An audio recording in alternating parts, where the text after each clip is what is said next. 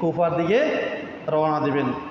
কিন্তু বিশিষ্ট সাহাবী যারা ছিলেন তারা নিষেধ করেছিলেন, বাধা দিয়েছিলেন যে আপনি সেখানে যায়েন না। যাওয়ার পূর্বে, সিদ্ধান্ত নেওয়ার পূর্বে তিনি মুসলিম ইবনে আকিলকে প্রেরণ করেছিলেন যে আপনি সেখানে গিয়ে কি করেন, সেখানকার অবস্থা অবলোকন করুন। যদি সেখানকার অবস্থা আমাদের অনুকূলে হয় তাহলে আমরা সেখানে যাব। দেখা গেছে মুসলিম ইবনে আকিল তিনি এসে দেখলেন যে এখান কুফাবাসীরা ইমাম হোসেনের জন্য তারা পাগল পারা হয়ে গেছে। এই জন্য তিনি তার হাতে কুফাবাসীরা বায়াত গ্রহণ করলো, ইমাম হোসেনকে ইমাম হিসাবে তারা গ্রহণ করলো, খেলাফতের দায়িত্ব হিসাবে তাকে দেওয়ার জন্য, পাওয়ার জন্য তারা মুসলিম ইবনে আকিলের কাছে তারা কি করলেন, শপথ গ্রহণ করলেন। এই ঘটনার মাধ্যমে মুসলিম ইবনে আকিল তিনি চিঠি পাঠালেন যে ইমাম হোসেন আপনি কুফাতে আসতে পারেন, কুফার লোকের আপনাকে চাচ্ছে, আপনি কুফায় চলে আসুন। আর যখন ইমাম হোসেন রাদিয়াল্লাহু তাআলা তিনি মুসলিম ইবনে আকিলের এই পত্রটি পেলেন, পত্র পাওয়ার পরেই তিনি রওনা দিলেন যেই কুফার উদ্দেশ্যে। কুফা রেখে আসার প্রতিমধ্যে অনেকেই ইমাম হোসেন রাদিয়াল্লাহু তাআলাকে খবর দিলেন যে আপনি কুফাতে যাইয়েন না, কেননা কুফার পরিবেশ পরিবর্তন হয়ে গেছে, কুফার আবহাওয়া কি হয়েছে, পরিবর্তন হয়ে গেছে। কেননা এখন কুফার গভর্নর এখন আব্দুল্লাহ ইবনে কুফার গভর্নর পরিবর্তন হয়েছে, যে ইয়াজিদ কুফার গভর্নর কি করেছে, পরিবর্তন করে দিয়েছে। যে এসেছে সে খুবই খারাপ, তার ভিতরে কোনো দয়া মায়া নাই, আপনি কুফাতে যায়েন না। কিছু দূর আসার পরে তিনি আবার খবর পেলেন যে কুফাতে মুসলিম ইবনে আকিলকে হত্যা করা হয়েছে, তাকে শাহাদাত বরণ করা হয়েছে। আর সেই কুফাবাসীরা তারা সবাই তাকে ছেড়ে, তাদের মৃত্যুর ভয়ে তারা সবাই তাকে ছেড়ে চলে গেছে। এখন আপনি কুফাতে যায়েন না। এরপরেও ইমাম হোসেন রাদিয়াল্লাহু তাআলা আনহু তিনি কাছাকাছি আসলেন, এসে চিন্তা করলেন যে এখান থেকে ফিরে যাব কি যাব না। এই সিদ্ধান্তের মধ্যে তিনি যখন অবস্থান করতেছেন তখন তিনি এক পর্যায়ে সিদ্ধান্ত নিলেন যে দেখলেন আসলে এখানে থাকাটা আমার জন্য সমীচীন হবে না। তখন তিনি চলে যাওয়ার মতন একটা মনস্থির করেছেন। যখন তিনি চলে যাওয়ার জন্য মনস্থির করেছেন, রাত্রিকালীন সময়ে তিনি বের হয়েছেন, চলে যাবেন কাফেলাদেরকে নিয়ে। কিন্তু সকালবেলা উঠে দেখতেছেন যে জায়গা থেকে তিনি রওনা দিয়েছেন সেই জায়গার মধ্যে আবার তিনি এখানে আবার রয়ে গেলেন। তখন জিজ্ঞাসা করলেন এটা কোন জায়গা, বলতেছে এটা হচ্ছে ফোরাত নদীর তীর, কারবালার ময়দান। তখন আল্লাহ রাসূল যে ভবিষ্যৎবাণী করেছেন যে কারবালার প্রান্তরে আমার নাতি হোসেন রাদিয়াল্লাহু তাআলা আনহুকে কী করা হবে, শাহাদাত বরণ করা হবে। তাহলে এই সেই জায়গা, অতএব এখান থেকে আর যাবার আর কোনো সুযোগ নাই। তখন তারা সেখানে কী করলেন, তাঁবু টাঙালেন। আর সেখানেই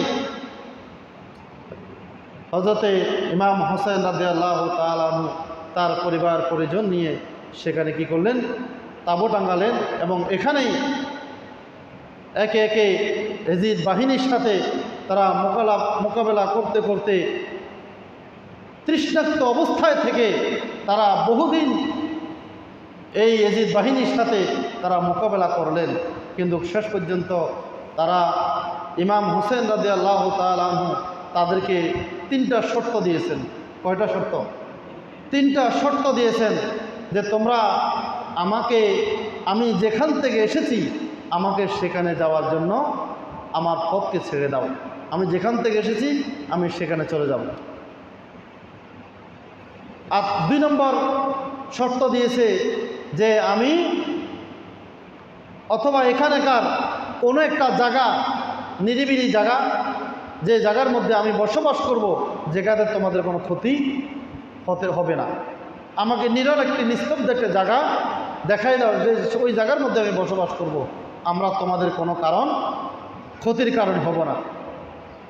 আর 3 নম্বর শর্ত দিয়েছে যে অথবা তোমরা আমাকে এজিদের কাছে নিয়ে চলো, এজিদের কাছে নিয়ে যাও। যদি সেখানে এজিদের সাথে আমি সরাসরি কথা বলবো, যেভাবে আমার ভাই ইমাম হাসান রাদিয়াল্লাহু তাআলা আনহু আমিরে মুআবিয়ার সাথে কথা বলে চুক্তি করে তারা কি করেছেন, সমাধান করেছেন, আমিও এজিদের সাথে কথা বলে সেটা সমাধান করব। কিন্তু তার এই 3টা শর্তকে তারা কি করলো না, গ্রহণ করলো না। 3টা শর্ত কোনোটাই তারা গ্রহণ করলো না। তারা বলল একটাই ফক, আপনি এজিদের উপরে কি করতে হবে, বায়াত গ্রহণ করতে হবে। এজিদকে খলিফা হিসাবে মেনে নিয়ে আপনাকে কি করতে হবে, বায়াত গ্রহণ করতে হবে। তো এই জন্য ইমাম হোসেন রাদিয়াল্লাহু তাআলা তিনি তাদের এই কথার উপরে তিনি একমত হলেন না যে আমাকে 3টা শর্ত দিয়েছি, এই 3টা শর্ত তোমরা আমাকে যে কোনো একটা তোমরা বেছে নিতে, তাহলে আমি শান্ত থাকতাম। কিন্তু যেহেতু তোমরা আমাকে কোনো সুযোগ দিচ্ছ না, তাহলে এখন আমি আমার নীতির উপরে, আমার নানার নীতির উপরে, ইসলামের উপরে আমি শেষ পর্যন্ত যুদ্ধ করে যাব। এইভাবে আহলে বাইতের পরিবার তারা এই এজিদ বাহিনীর সাথে যুদ্ধ করতে করতে একে একে শাহাদাত বরণ করলেন। এভাবে সর্বশেষ ইমাম হোসেন রাদিয়াল্লাহু তাআলা আনহু তিনিও কী করলেন, শাহাদাত বরণ করলেন। এভাবে এই 10ই মুহররম, এই আশুরার দিন কারবালার প্রান্তরে ইসলামের জন্য, দ্বীনের জন্য, সত্যের জন্য, মুক্তির জন্য, শান্তির জন্য আহলে বাইতের পরিবাররা যেই শাহাদাত বরণ করেছেন, রক্তে রঞ্জিত করেছেন, তার এক একটা রক্তের ফোঁটার বিনিময়ে আল্লাহ পাক রব্বুল আলামিন ময়দানে মাহশারে আল্লাহ রসুলের কোটি কোটি উম্মতকে আল্লাহ তাআলা কি দিবেন, নাজাতের ব্যবস্থা করবেন। সেই জন্য আমাদেরকে নবীর পরিবারকে ভালোবাসতে হবে। যার মধ্যে নবীর পরিবারের প্রতি ভালোবাসা থাকবে না, সে কখনো ইমানদার বলে দাবি করতে পারবে না। কেননা রাসূল আকরাম সাল্লাল্লাহু আলাইহি ওয়াসাল্লাম বলেছেন, আমি তোমাদের কাছে 2টি জিনিস রেখে যাচ্ছি। একটা হচ্ছে আল্লাহর কোরআন, একটা হচ্ছে কি বলেন, আল্লাহ পাকের কোরআন। এই কোরআন তোমাদেরকে হেদায়েত করবে, এই কোরআন তোমাদেরকে সত্যের পথ প্রদর্শন করাবে, এই কোরআন তোমরা মেনে চলবে। আর দ্বিতীয়টি হচ্ছে আমার পরিবার তোমাদের কাছে রেখে যাচ্ছি।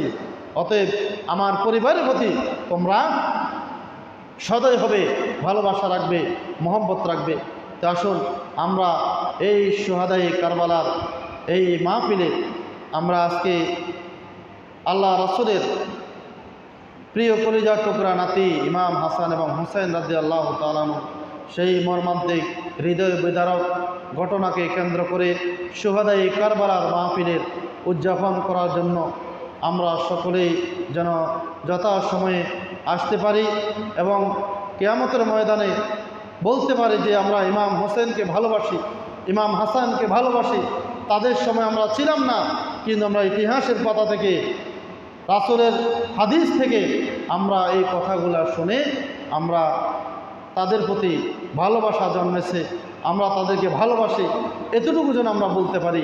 এজন্য আমরা সকলেই এই মাহে মুহররমের এই আশুরার দিনকে উদযাপন করার জন্য সকলকে বিনীতভাবে অনুরোধ করছি। আল্লাহ পাক আমাদের সকলকে কবুল করবেন, আমিন। এখন এশারের আজান হচ্ছে, আসানোর পরে আমরা ইনশাল্লাহ বাকি কার্যক্রম শুরু হবে। আপনারা ওযু করে নামাজের জন্য প্রস্তুতি গ্রহণ করুন।